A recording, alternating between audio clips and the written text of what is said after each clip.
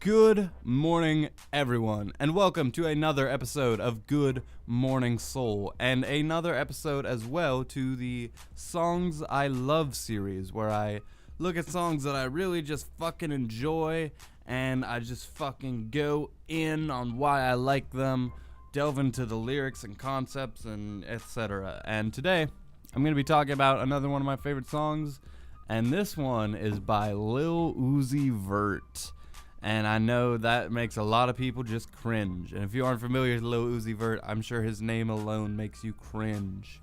And the track title here is Neon Guts, featuring Pharrell / Pharrell Williams, whatever he wants to be called today. And not only is he featured, but Pharrell also produced the track. He even has his little, if you're not familiar with it, Pharrell, whenever he makes a beat, almost all the time, he starts off with this like little 3-4 chord thing where it's like chord, and then the beat starts. And it's weird. Like ever since I learned that, I see it in like all his songs, tracks like Gust of Wind, Happy, other things he's produced. Like they all start with this like little tiny like thing just to like ease you into the song. And the beat on this one is like really weird. It's like off kilter. It's like it's weird.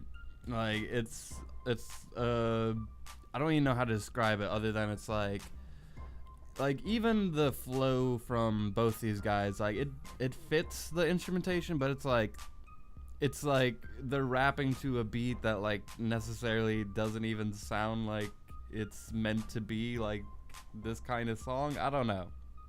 It's a weird song. It's definitely like this whole album like is like weird stuff. Like most of Lil Uzi Vert's like choices are all like, I wouldn't say they're all bad. They're all interesting. And sometimes it works, sometimes it really doesn't work, and sometimes on tracks like this, it really fucking works. And if anything, like the flow on this one is a lot more like ear grabbing and a lot more like accessible than a lot of the other tracks. Some of the other tracks, it's like you start it and it's like Reba, and it's just fucking auto-tune like grunge yells and like he's just like rapping about some of the grotesque or just cursing and going off, and sometimes I really don't like that. And there are tracks with Lil Uzi Vert with where he like really like he has this good voice, like on like tracks like when he's featured on Bad and Bougie, like he has a very ear-grabbing sound with that auto-tune, and that like he has a certain kind of flow that sometimes he really just kills it. And sometimes that gets paired up like what was the song? I think he has a track with Future where it's whichever one starts with it was on Perfect Love Tape, where it's like and it's like and then it goes into like the shit I don't like about Lil Uzi Vert. Like he's yelling, and that side of him I don't like. But this is the kind of shit I like.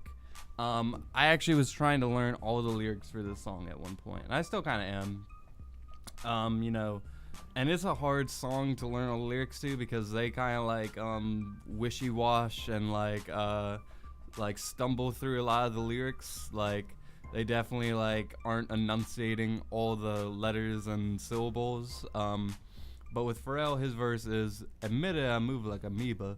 I flow in the room like I'm Reefa. Alien, I'm not your kind of people. Telepathic fam, watch how I read you. You ain't got emeralds greener. You ain't got Richard the Sleeve. And I got a rose that's in the grow that ain't dro shit. I don't know the reason. 305. Underlay, Ariba. Me and J Balvin on G5. Success is a drug man, we high. I am mother is a beehive. I got love for you haters. Ain't you tired of enslavement? Come with us, make some paper. Cause you should own what you labor. And then Lil Uzi Vert comes in, and I love songs like Bad Meets Evil or like Watch the Throne with Kanye and Jay, where it's like rappers like going back and forth, like throwing it's like they're tossing like a hot potato to each other, and it's just like their bars are reflecting off of one another, and sometimes their lyrics will like They'll comment on what the other one said. I really fucking like that shit. Not only because it shows, hey, we were in the studio together actually making this thing. We aren't just sending beats or whatever online. Like, oh, here's my feature. Like, I'll just send it in the mail. We're actually, like, seeing them collaborate. And not only that, like, it just works better for, like, the story and the structure. But anyway, then we get into Lil Uzi Vert. And his flow on this thing is, like, kind of all over the place. And he mixes it up a lot. Like, it goes like, yeah, you never stayed in Kaloa, Hawaii. I put Chanel on my shooter. Flood my chain at Gucci. I don't want that girl, she moody. I'm basically saying I'm cooler. Get DR discounts from my Kruger. Back in the 6th grade, I got them bad grades. I was in love with my tutor. See, and then Genius didn't even annotate this correctly. And then Pharrell jumps in. And he says, "See, musically Uzi trapping man." And I'm trying to say it how they're saying it in the song, which is like they're like kind of saying it like fast and jitterish, where it's like if I were to enunciate, it would be, "See, musically Lil Uzi trapping man," but he just kind of says, "See, musically Uzi trapping man. Most of you rappers be actors, man. Go MIA when I find Lil Madison. Stay at the Ritz-Carlton, this is not the Radisson. Take a blue one, about to take the red pill. Purple thoughts in my brain, hope it don't spill." Which I really like that imagery, where it's like, red pill, blue pill. But what happens if you take both? Like, that was never explained. Like, what happens if you take the red pill and the blue pill? It's like, it's actually a legitimate question. In the Matrix, like, what happens? Would he just, like, explode? Would he have like half of his mind stuck in the Matrix and he's just like schizophrenic as he's also in the real world? Who knows? But in Pharrell's mind, he just has purple thoughts in his brain because, red and, oh my god, it's such a good line. And he's like, "Purple thoughts in my brain, hope it don't spill. Stay with a nerd like Urkel Jalil. Fresh like Carlton, I kill him with will. Big ass R on my Smiths. Big ass R on my whips. Slip on shoes so you won't trip. Said she kinda fine and she got some hips. Mama said, let me..." Okay, we switched over. I hate that Genius isn't fucking annotating this correctly. And then Lil Uzi Vert jumps in. They're saying this whole verse is just Lil Uzi Vert, but it's not. It's both of them. Then Lil Uzi Vert jumps back in. He says, "Big ass R on my Smiths. Big ass R on my whips. Slip on shoes so you won't trip. Said she kinda fine, so you got some hits. Mama said, let me see the witch. Boy, laying dark to mix. Mix it up, boy, bad luck. Sick to my stomach with them neon guts." And basically the line there is like his mom, saying like he shouldn't date like a white girl or whoever it is. The Genius annotated it as like Lil Uzi Vert used to date, what was it? Whoever this woman is, but she was saying like, oh, light and dark magic, like, which is a reference to earlier in the song, the dark energies. But they're saying, don't mix up colors, boy, that's bad luck. Sick to my stomach with them neon guts. Very good line. I love that. And then the chorus, we got, they go in and out so seamlessly. Like Lil Uzi Vert would just be on the hook, then it would just be Pharrell, and then it's both of them. And they said, "Higher than Elon Musk, so high stars eat our dust. And I got a colorful aura, like got neon guts. Dark energy we don't touch, our jewelry is beyond tut. And I got a nigga colorful aura, like got neon guts. Higher," and then so on and so forth. And the hook itself, like, just the image, like the imagery of like just being in space, like, and just like you're like this galaxy, like, and you're like, you still have this braggadocious rapper thing going on, and all that combined, and just little lines like "dark energies we don't touch," as if like you're this like cosmic, like, oh, we don't touch those dark energies, we get out of here with that. And you're still like higher than Elon Musk. I love that line. So high, stars eat our dust.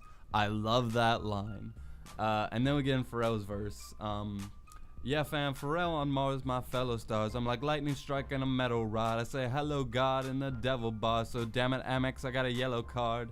That he just gets four bars right there. And then Lil Uzi Vert jumps back in. He's like, yellow card. Damn P, I need a yellow card. I am from the root, like where the pedals start. I had to push like a pedal started way after, but ahead of y'all. New crib, got a better yard. 2 years, I got hella cars. Since the 8th grade, I got hella broads. Hella broads, hella broads. Yellow painting with a yellow brush. Shit came from cars, probably Mars. Slick my... And this part I'm not as familiar with. Slick my hair back like I'm Chico DeBarge. I got some lights on my chest. Don't confuse it with a heart. Heard some things ain't looking too good for you. Had to pull some strings like I play the harp. I get these millions alone. It been that way from the start. Smoking good kush my cologne. Got neon guts cause I can see in the dark. And that's the last of the rapping. And then we go, and then we just repeat the hook, outro. And I got a colorful aura, I got neon guts. Which that's obviously like my favorite part of the song.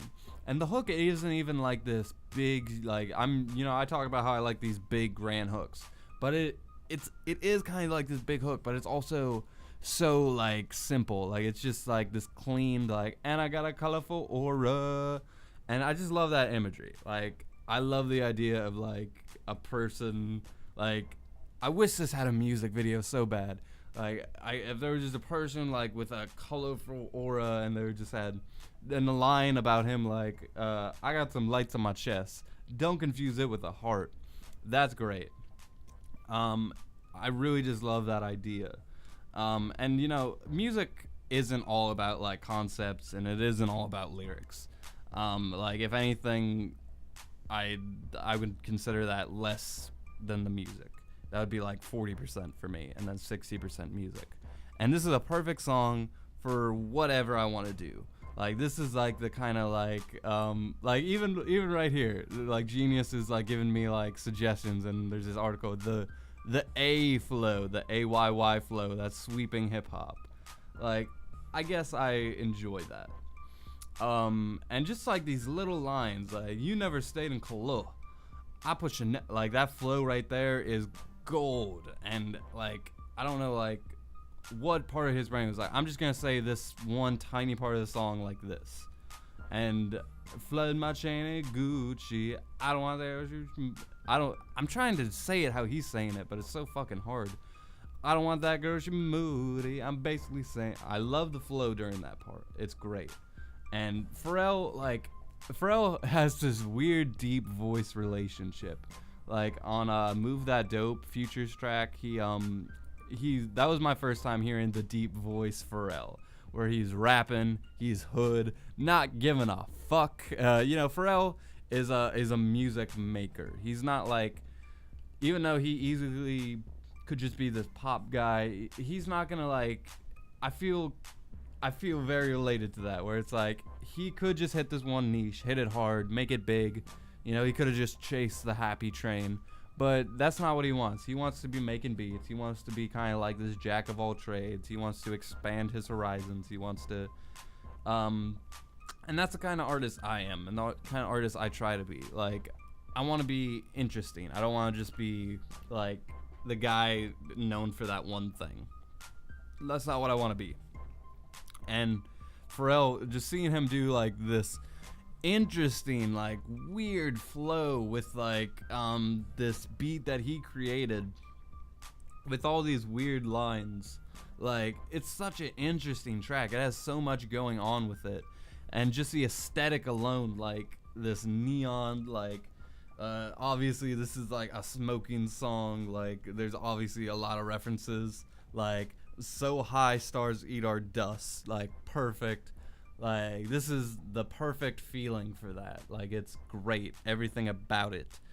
I'm gushing over this song, and I'm not apologetic about it in any way, shape, or form. And this is like track 8 on Love Is Rage 2, which is not like a great album by any means. Like from what I've listened to the rest of the album, there's like a couple really good songs. You know, XO Tour Life, I think most people like that one. But some of the songs I'm just like, God damn, you are just like throwing shit at a wall and like not even giving a fuck if it sticks. Which is nothing wrong with that. It's interesting, but at the same time, like a lot of it just doesn't like have longevity. But this song, everything about it I like. I like the trippy, like it feels like the instrumental is just this fuzzy, like weird spacious beat with like this very catchy hook and this very catchy rhythm.